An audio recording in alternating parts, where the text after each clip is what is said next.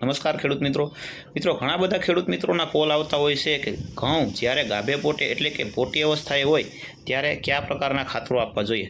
તો મિત્રો જ્યારે ઘઉં પોટી અવસ્થાએ હોય ત્યારે ઘઉંની અંદર ઝીંક સલ્ફર આપવું ખૂબ જરૂરી છે। 67% સલ્ફર અને 14% ઝીંકના કોમ્બિનેશનવાળું કોઈ પણ સારી કંપનીનું ઝીંક સલ્ફર ઘઉંની અંદર એકવાર અવશ્ય 2.5 વીઘે 4 કિલો લેખે આપવું જોઈએ।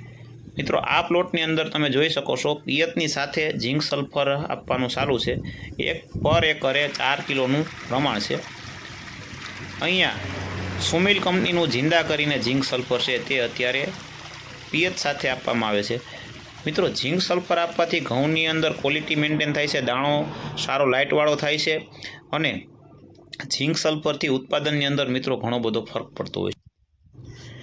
મિત્રો આ પ્લોટ જે તમે જોઈ રહ્યા છો તે અંકુર સીડની પ્લોટિંગ એટલે કે ફાઉન્ડેશન વેરાયટી છે। બજરંગ એગ્રો સેન્ટર દ્વારા પ્લોટિંગ ઘઉં, મગ, અડદ, ચણા, તુવેર અને સોયાબીનના પાકનું પ્લોટિંગ એટલે કે ફાઉન્ડેશનથી અમે લોકો વાવેતર કરાવીએ છીએ અને ફરી તમારો જે તૈયાર થયેલો પાક બજાર કરતાં સારા ભાવથી અમે લોકો જ ખરીદી કરી લેતા હોઈએ છીએ।